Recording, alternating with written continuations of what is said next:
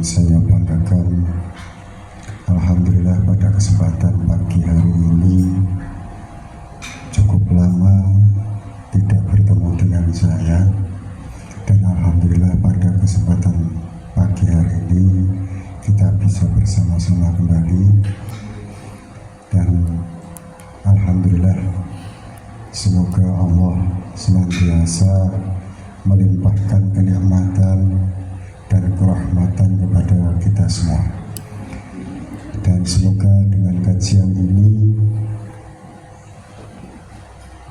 menjadikan kita senantiasa istiqomah dalam beribadah kepada Allah Subhanahu wa Ta'ala. Salawat dan salam semoga tersanjungkan kepada Nabi Allah Muhammad SAW yang senantiasa kita tunggu-tunggu syafaatnya besok di yaumul qiyamah. Dan aku semua yang berbahagia, pada kesempatan kita kali ini saya akan menyampaikan beberapa hal, mengkaji beberapa hal, terutama kemarin saya bareng-bareng dengan Bapak Kepala Kemenag, juga dari Kanwil Provinsi Jawa Tengah, itu ada sedikit pesan untuk kita semuanya, terutama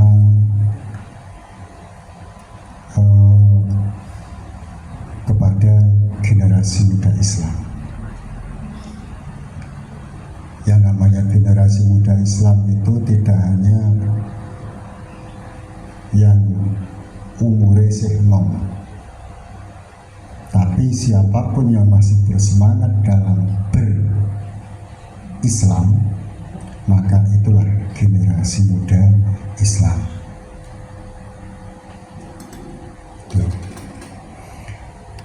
Ada beberapa hal yang perlu untuk kita garis bawahi di sini dalam kita melaksanakan hukum-hukum Islam, melaksanakan kita sebagai seorang warga negara Indonesia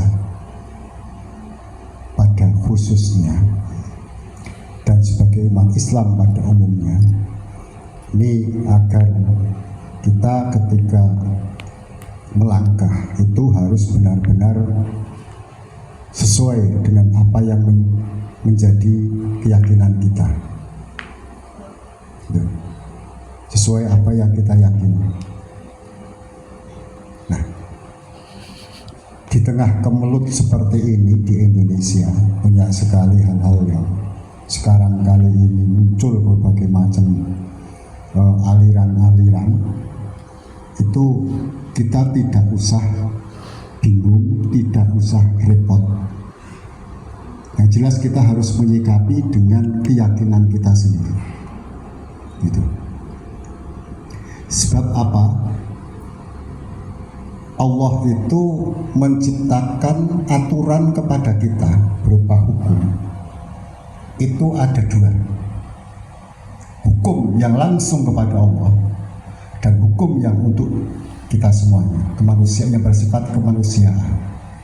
Nah, Rasulullah itu sudah memberikan satu garis lurus.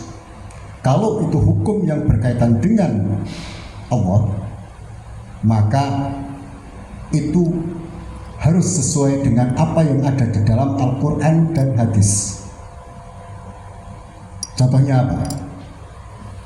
Kalau kita syahadat, rahentuk syahadat, asyhadu an la ilaha illallah wa asyhadu anna Muhammadar Rasulullah. Terus Syekh Abdul Qadir Jailani waliyullah, itu tidak boleh. Itulah yang dinamakan bid'ah. Itu tidak boleh. Syahadat harus lurus. Asyhadu an la ilaha illallah wa asyhadu anna Muhammadar Rasulullah. Kalau la ilaha illallah Muhammadur Rasulullah. Itu bedanya. Ya, ngambil rada mudeng. Kalau asyhadu an la ilaha illallah wa asyhadu anna Muhammadar Rasulullah. Tapi kalau la ilaha illallah Muhammadur Rasulullah, kalau sudah menyangkut masalah ini, ojo ditambah-tambahi nganggo sayyidina.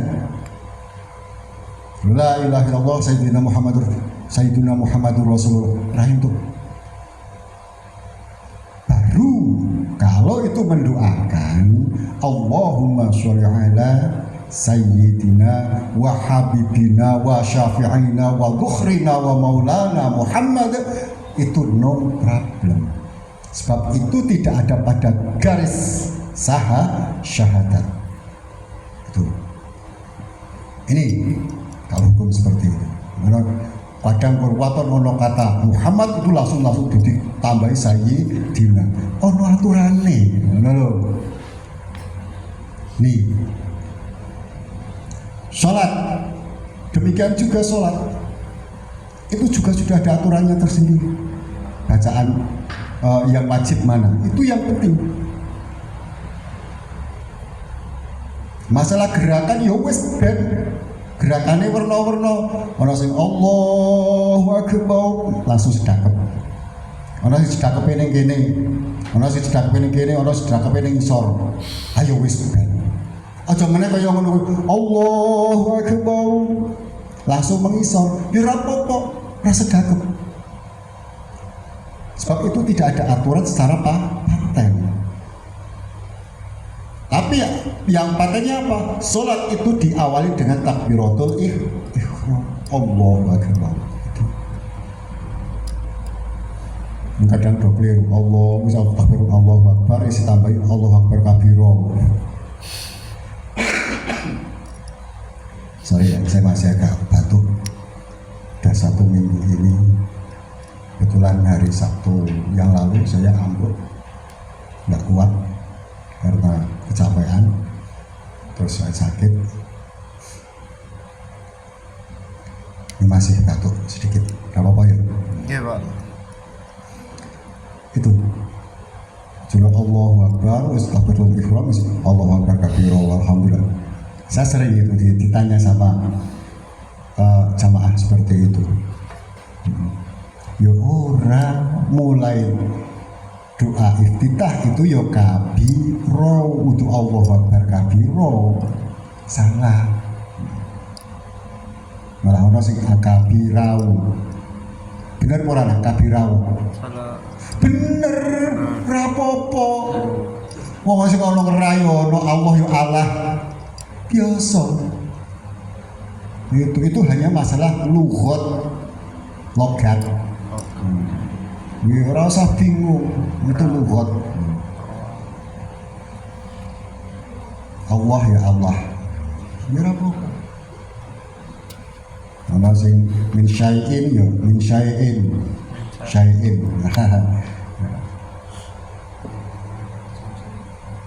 Asyhadu an la ilaha illallah wa asyhadu anna huwa. Rata-rata kan huwa kok. Huruf huwa bunda ono. Nek Jawa kan wa to. Ngopo kowe ora wa asyhadu anna? Ayo. Huwa to. Rata-rata kau kae do huwa. Tuh. Ya ora apa-apa, itu lughat namanya.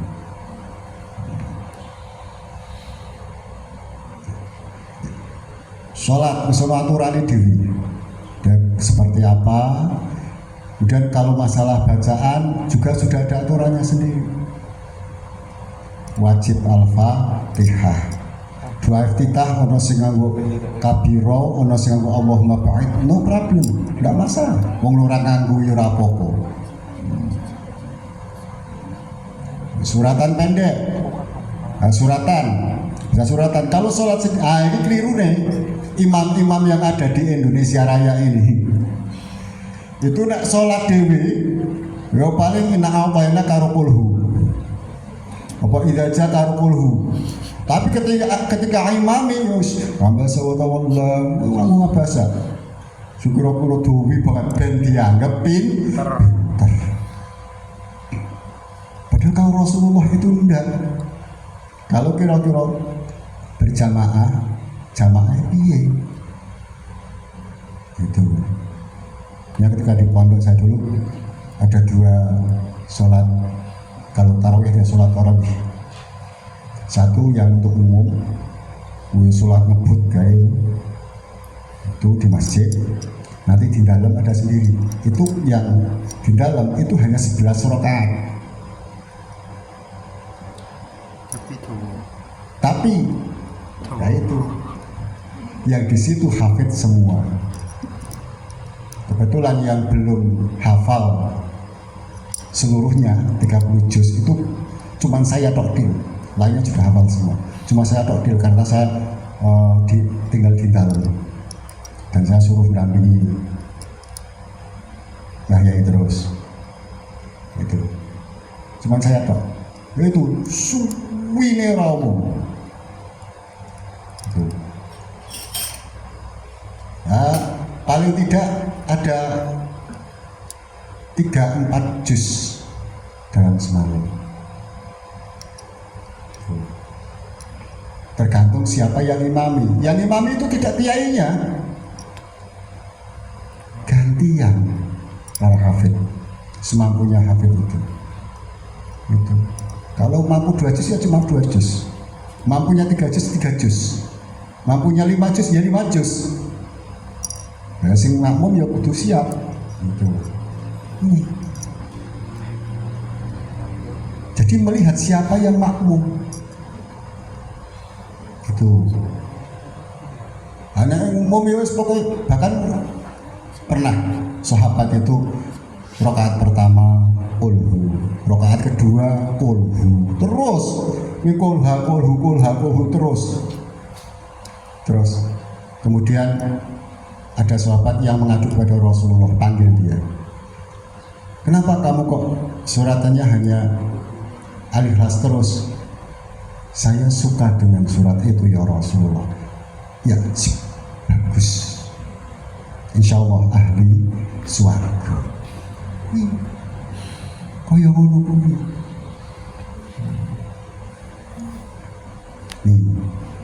Hanya kita ketika menyikapi hukum itu ya udah, kita yang harus disesuaikan.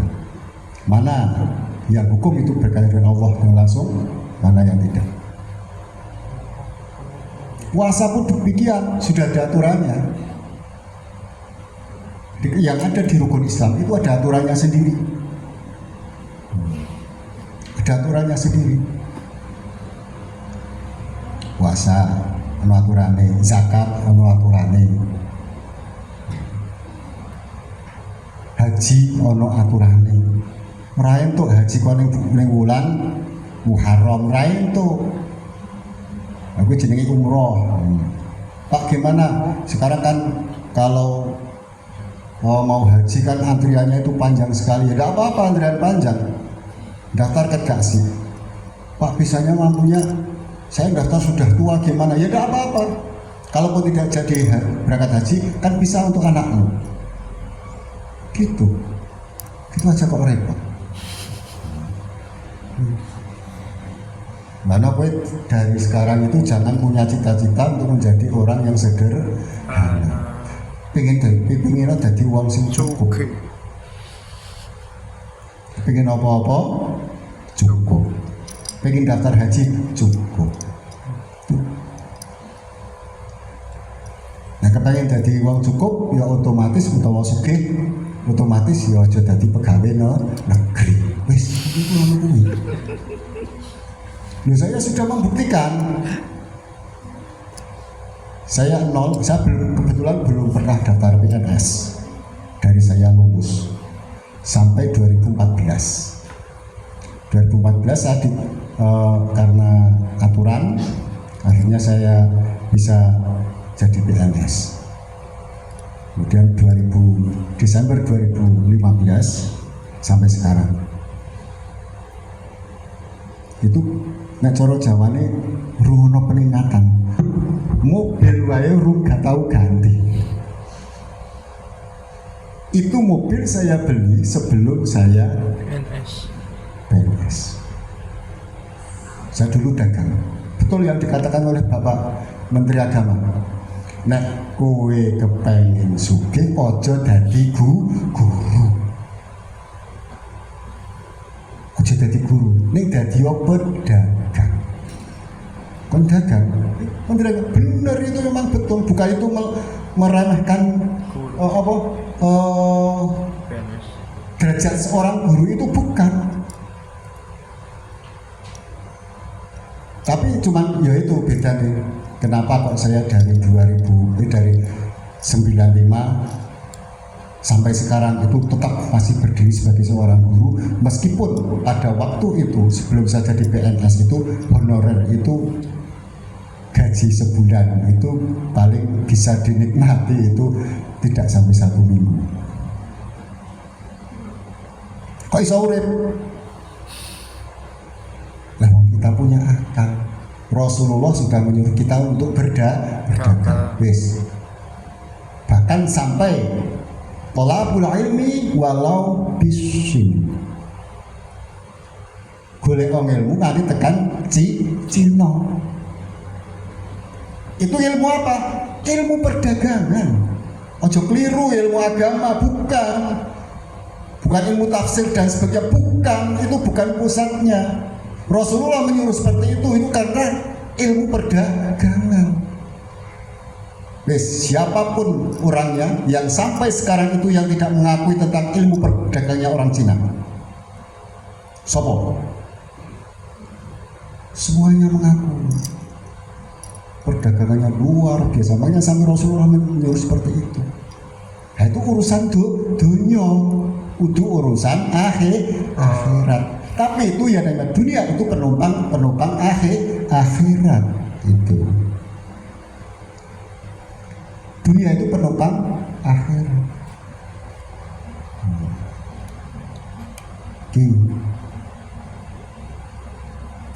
Bahkan kalau kamu besok lulus itu kalau bisa itu ojo termasuk ojo jadi karyawan atau karyawati. Kerja ning pabrik. Lah saya kerja ning pabrik kan ada kontrak. Rampung. Tidak menjamin masa depan. Nggak iso mandiri.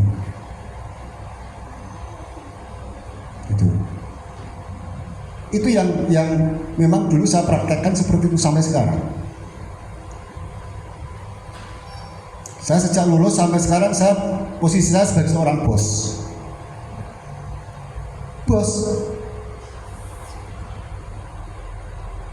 Buh anak buah piro, tahu dua anak buah akeh, tahu dua anak buah ming kadang-kadang.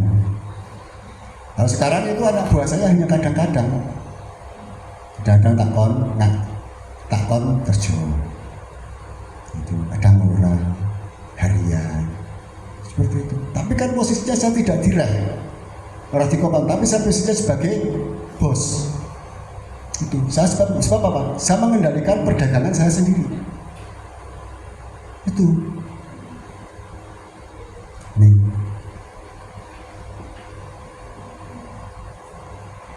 seperti itu.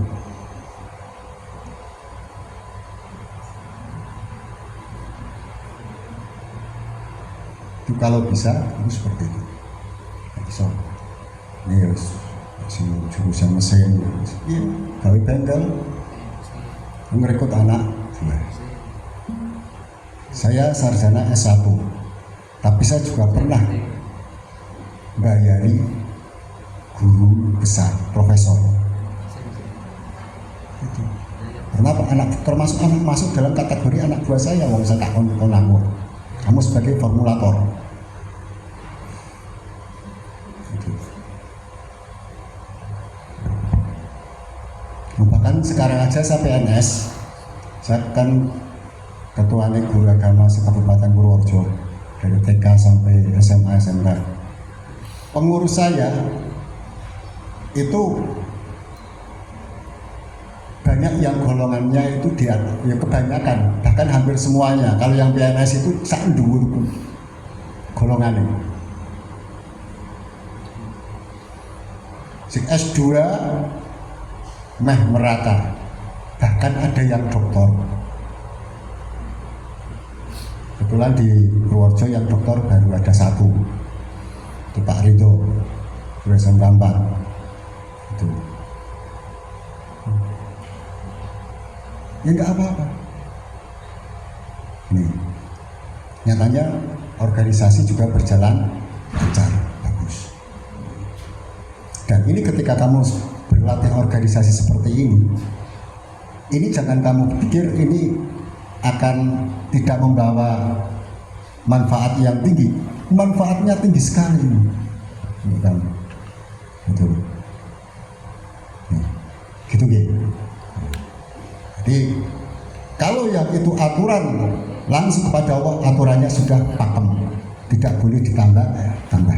Tapi ketika itu aturan yang berkaitan dengan kemanusiaan, maka itu harus disesuaikan. Nah ini termasuk ini dulu pernah dari MUI menyuruh, karena ini dulu namanya musola, masjid ini dulu namanya musola, tidak untuk Jumatan. Sementara warga SMK 1 sudah banyak sekali, banyak yang akhirnya apa, berkeliaran pas sholat Jumat mengdo mlaku ning kono. Ora komanan Jumatan ngono wis. Di situ sudah full. Sana tempat saya full. Nurul Jannah full. Daerah sini full. Akhir do mlaku. Sudah diurus beberapa kali dari Kemenak, selalu gagal. Akhirnya saya maju, alhamdulillah tidak ada sampai 1 minggu sudah beres. Ya, karena kadang-kadang nek ngomong Islam kuwi nek cara Jawa nek kiai kuwi rada diajeni timbang guru agama. Saya dihargai di Kemenak itu bukan karena saya guru agamanya, tapi karena status saya sebagai seorang kiai. Itu. Ketika di sana disambut Pak Yai itu baru ini tidak sampai 1 minggu clear beres. Dari MUI menyuruh kepada saya dan ada Kemenak juga di situ untuk menentukan arah kiblat, menentukan arah kiblat ini. Saya hanya diam, disuruh menentukan arah kiblat. Saya hanya diam. Wah, alhamdulillah. Sebuahnya teko. Kopi apa mas? Air putih.